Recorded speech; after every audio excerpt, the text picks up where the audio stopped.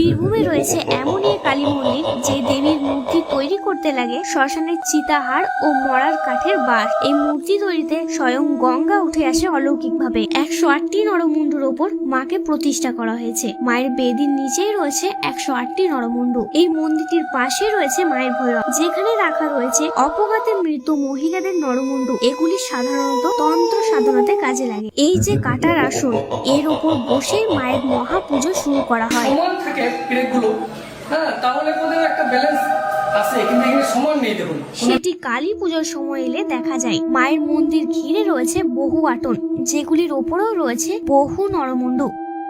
মা এখানে খুব জাগ্রত। বিশেষ নিয়ম মেনে মায়ের পুজো শেষ করা হয় এবং বিসর্জনের সময় মায়ের পায়ে শিকল বেঁধে বেদি থেকে নামানো হয়। এই মন্দির এলে সমস্ত মনস্কামনা পূরণ হয়ে যায়। এই মন্দিরটি রয়েছে বীরভূমের দুবরাজপুরে। এটি সেখানে শ্মশান কালী নামে পরিচিত। ভিডিওটি ভালো লাগলে শেয়ার করুন এবং চ্যানেলটিকে সাবস্ক্রাইব করুন।